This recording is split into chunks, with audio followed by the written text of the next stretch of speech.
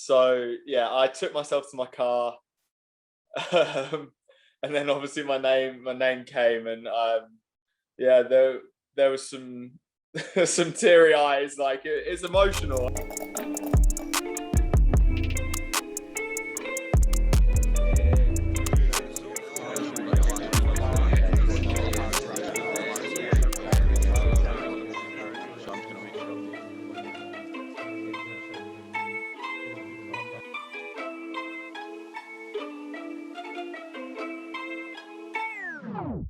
You've had some time to digest it. How is it all? How are you feeling about it now? Is it a bit back to normality, or are you still absolutely buzzing? Yeah, I think when it first got announced on that Thursday, it wasn't as well for that whole day. I don't think I was on the planet really. It was a bit of the whole day is a bit of a blur, to be honest. But I guess for me, it was like the ultimate dream, like the ultimate goal. And then I think in the way that they announced it, when you have no idea, to then hear your name get called, like for me, it was just, yeah, it was a weird feeling, to be honest. But I'm just about kind of, I'm now more so looking forward to it. I'm so excited. I can't wait to kind of meet up with everyone and kind of get over there and start the tour, you know. Yeah, well, I can see you still smiling and buzzing about it now. As I say, you know, again, my reactions when you boys were all picked was authentic. Do you know what I mean? You know, and a bit of jealousy, the fact that you get to go and become one of the few to ever wear a red jersey. But how did you find out? Because I know all the clubs must have got an inkling that people were up there, because I know there was cameras at Gloucester, there was some down at Bath and Northampton, and obviously the Glasgow lads were being filmed. I only saw Xander's reaction, and he would have been, you know, not in my opinion, would have been touch and go. I had Xander down to go as well, but you know, arguably he would have been touch and go. And you look through that kind of Glasgow team.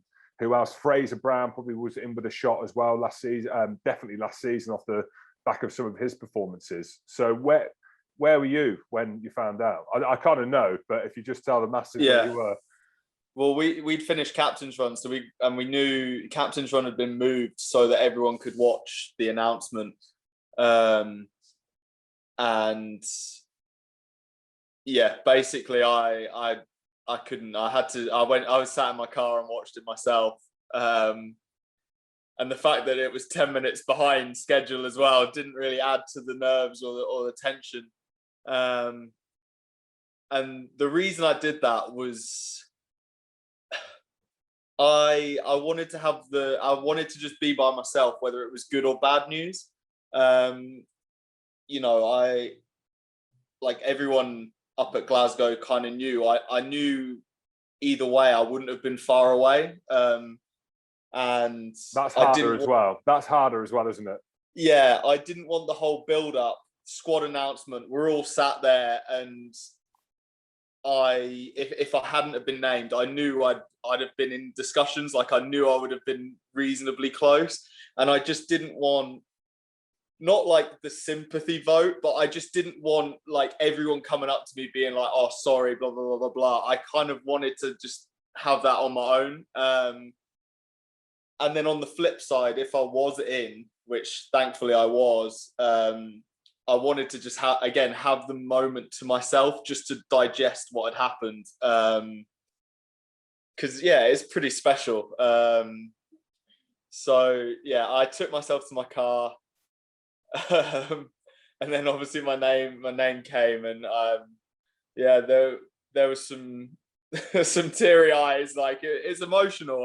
Oh, I couldn't imagine, mate. Who was the first person you text? It was off the. I mean, so initially it happened, I imagine there was tears, and this is, you know what, Ali, this is the romance of the Lions. Like this is absolutely what it is. Listening to you, and having been in a similar experience and missing out myself in 2013, I know, you know, there's very few that are in that position, because there's international players, there's club players. Then there's the players that are kind of, they might have a shot, and you've got the elite of the elite. You know, some of the England players, Marrow and Owen and Conor Murray with Ireland and Furlong, and these lads that you know are going to go, like Liam Williams has got a chance. But being on the cusp of that kind of elite of the elite is where the kind of raw emotion lies. And who was the first person? So a few tears, like, was you? Few tears. Your phone must have started beeping straight away. Yeah, phone went nuts. I messaged my missus first, actually, because she was watching it with her family, and then my mum and dad. My mum was working, actually, and my dad was on the golf course. So yeah, they were the three, and then yeah, I was crying, and then I obviously had to go back inside and see everyone, and then I cried when I was walking in. And then so yeah, they were the three, and then I went upstairs, and then I think there's footage of that when I walked back in the room, and like that kind of everyone, as soon as you walk in, like the reaction when Xander was in the room, and how everyone's buzzing for you. Like I know like Ryan Wilson's a good friend of yours, and he's a good friend of mine, and like he genuinely was like chuffed to bits for me. Like he was like, it couldn't have happened to a better bloke. Like the reaction of some of my mates, it kind of, it just reinforced how special the whole thing was. It was mental. I think I finally spoke to my mum, and she was like, oh, well done. And then we actually stopped and just thought about it and what the achievement was. Again, incredibly emotional, and it makes you, it made me anyway, reflect on kind of from when I was little, as a guy that started rugby when he was like 5 or 6 years old, and your mum and dad driving you to training, and driving you to different games around the county, and all that kind of stuff. And that was something that, even doing kind of the interview straight after the announcement, that was something that was, stuck in my mind straight away. The sacrifices that they'd made and all the rest of it, and, just how proud they are of me. It's incredible, Jim. Like you said, you've been in this situation, and so it's a day I'll never forget, and I'm looking forward to a summer that I'll never forget as well. Yeah, definitely, mate. And then while we're on to your kind of game, there's some unbelievable scrum-halves in the world at the minute. Obviously, Anton Dupont being one, like Faf de Klerk being another. Aaron Smith, saw some of his training videos recently, but he's obviously still world-class. The lads that will be joining you on the Lions tour as well, like, who do you look at that you think, we know Anton Dupont, is there anyone else out there where you're like, yeah, like that lad's class, or we might not even know about, where you think, actually, this lad, is not getting the recognition he deserves? Because there's a lot of talk about Ben Spencer. There's a lot of talk about Ben Spencer at Bath as well. Like obviously I watch a lot of the Premiership games, and the way Danny has been playing, but Dan Robson and Ben Spencer. Ben Spencer's got incredible skills. I think he's a brilliant passer and kicker of the ball. Dan Robson's got that break in him, and he loves a quick game on the front foot, and he's pretty deadly at that. So even if you look down to the Premiership, there's loads of great nines, and even Ben Young's basic skills and how he controls a game and his game management. He's got 100 odd caps for England, and that's kind of what he brings. So you don't even have to look too far afield, to be fair, in terms of world class, top of their game nines. You mentioned Aaron Smith, and for me, he's still the top guy. Just as a nine, obviously it's a given with your passing and kicking; they have to generally be on the money. And just his energy is sort of 1 to 80 minutes. He keeps going at a high tempo, and he very rarely makes bad decisions. I think just how he reads the game, but there's a lot of technical stuff within that as to where. We get a bit nerdy here, but where he's sort of scanning when he approaches the ball, scanning of the defensive line, whether a team's overfolded and left the negative side of the ruck, little things like that you could coast through a game and not even notice. I think if you really want to get into the nitty gritty stuff, like you could dissect his performances, I'm sure. for hours. But yeah, I find it fascinating. You know, Antoine Dupont's obviously been incredible for France over the last couple of years. Everyone, I feel like, as a nine, there's many ways to play the game as well, and I think that's what they all show. There's no right or wrong way to go about it.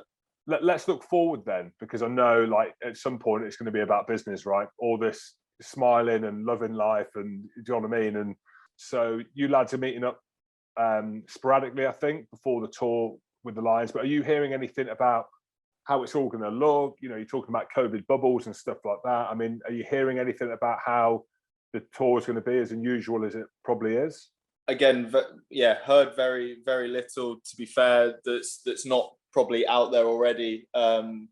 We meet up as a squad for the first time on the 25th of May down in London. That'll be the first time we've got together as a squad. I assume we find out a more detailed sort of plan moving forward after that. There's a training camp in Jersey from the 13th of June. I believe Jersey's pretty much the holding pen. Yeah, it's pretty much COVID free though as well. I think it's the restrictions are a lot easier than what they are obviously in the UK or in Ireland. So that'll be the first training camp, and then I think from there we're straight to Edinburgh for the Japan game and off to Johannesburg the next day. I think in terms of the South Africa situation, we'll get filled in on that in the next couple of weeks. There's not been much information with regards to how it's going to look over there. I'm not really sure what the state of play is over in South Africa at the moment. But yeah, I guess we'll find out. Yeah, I don't think anyone does. Obviously confirmed as well that there'll be fans at that Japan game, which is class. I mean, one, it will be strange, but to have anything over 0, you know, or even 5,000, 10,000 to get 16,500, because that's, I suppose, the worry, isn't it? Is that you get picked for not a worry, because a Lions tour is a Lions tour, but part of that is the support that goes around it, and historically that's been the game change. The sea of red that people speak about, but to have fans, I suppose, at BT Murrayfield at home will be quite nice. Yeah, it would be incredibly special. I think even just with 16,000, you know, if you can get friends and family as a part of that. Like I said, if we're going away for sort of six or 7 weeks, where friends and family normally would be able to come out and see the games and all the rest of it, it'd be a nice send off, I guess. I was watching the Premiership games the Exeter game against London Irish last night, and obviously the games on Monday, just with sort of 2,000 or 3,000 in the stadiums. And after 12-13 months of no fans, you know, the difference it makes, even just having a little bit of support. But yeah, I don't know what the situation will be in South Africa with regards to how many South African fans will be able to access the stadiums. It was quite funny, actually. I had a drug test last week, and the drug tester said, "Oh, congratulations!" And one of his bucket lists trips was to go on a Lions tour, and he was in New Zealand on the last Lions tour obviously as a supporter and as a fan, and he was just saying that there was no better sort of trip to go on than to go as a traveling Lions fan, and that was his bucket list trip. And I was like, I guess that's something we won't be a part of our tour, which will be strange, I guess. And for the guys that have toured before, they'll obviously know what the difference of how it'll be. But I think the fact that I'm just a part of the squad and representing the Lions, and you know, there'll be thousands of people tuning in, I'm sure, on TV. You know, as much as I'd love fans to be there, I think you know, it'll still be pretty special. No, exactly. I went to the one in 2017 down in New Zealand with work. So I just returned. That was the year that I retired, so 4 years ago. And I couldn't really be asked to go. I was like, me and Goody went. And we actually, because we're not rugby noses, right? So we just kind of played a bit in the media now. And we were like, this is fucking unbelievable. Like, this is so good. Like, it's ridiculous. Because it's like, you know, these places, it comes every 12 years.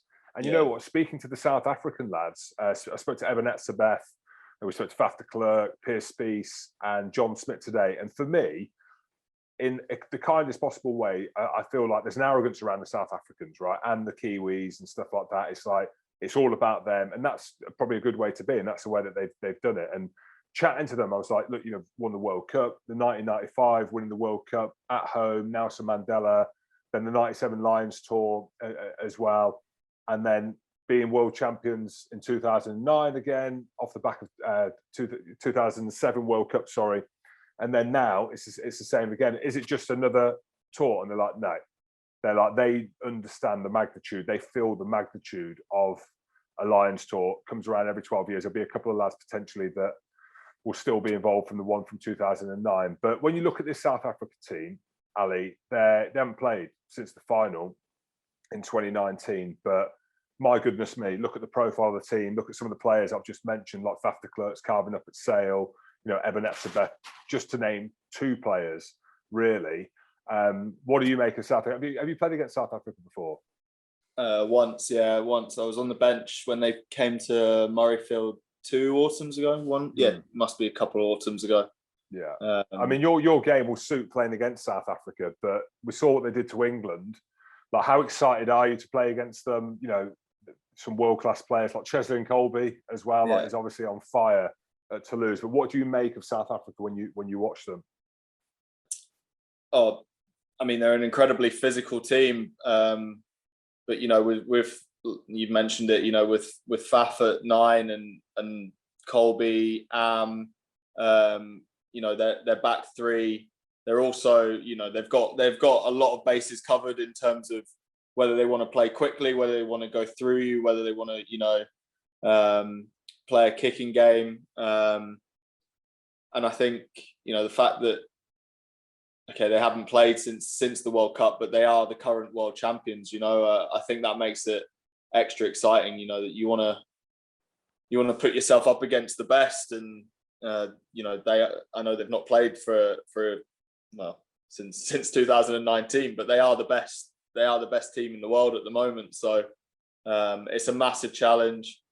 But I think that's what I'm looking forward to as well. You know, coming into a squad, you've got guys with 80, 90, 100 odd caps that have played against South Africa a few times. You know, it'd be interesting to see how other people would approach the match, what other people's thoughts are. And I think as a guy that's going on his first tour, and I've only maybe played against a lot of these boys sort of 2 or 3 times, and that's kind of my only interactions with them. I think that's something I'm looking forward to as well, is just seeing how other guys sort of work, and what their opinions are on different things, and especially obviously South Africa going there. I think the kind of money and the resources that are getting put into the South African franchises at the moment, you know, with this Rainbow Cup and moving forward, I think that they are a powerhouse of rugby, and that's only going to increase. I think throughout the summer, I'm sure they'll have a couple of warm-up games before the tests, but it's a exciting challenge, definitely. Yeah, absolutely. In the Lions squad, is there anyone that you're nervous about meeting? Anyone you're excited? Anyone who interests you? You'd be like, I wonder what this lad's like. Because a lot of people say that, don't they? They have these preconceived. Not that I want you to say, oh, you know, I think about it, but it's a natural thing. As a bloke, a testosterone fueled bloke, lads that you played against, I'm sure people absolutely hated me. They probably still do. But is there anyone that you're looking forward, or you're intimidated with meeting? No, not so much. I think I'd like to think I'm quite a friendly guy, and I've not rubbed up too many people the wrong way when I've played against them. It'd be nice to have a few guys on my team for a change, I think. After some of the recent performances, it'd be nice to be on the same team as them, as opposed to them trying to mess up my kicks, for example. But yeah, no, I'm more excited than anything just to get to know you know, a good bunch of guys. And like I said, you know, you got someone like Conor Murray, who I've played against a few times, whether it be with Glasgow or Scotland, with what 80, 90 odd caps for Ireland. He's been on a couple of Lions tours already. He's been one of the world's best 9s for ages. Just for me, being around guys like that, seeing how they work, I think, seeing what I can add to how I go about my work. I think it's more kind of excitement at trying to see how guys go about it than sort of nervousness anyway. Yeah, absolutely. Ali, mate, that was absolutely class. I could have spoke to you all day, mate. Genuinely, heartfelt, you deserve it. I'm absolutely buzzing for you, and you can take that big smile to South Africa with you. Do you know what I mean? The boys will be loving it. So I really appreciate that. Big well done, mate, and good luck down in South Africa. Appreciate it, Jim. Thanks for having me on. Cheers. Got it.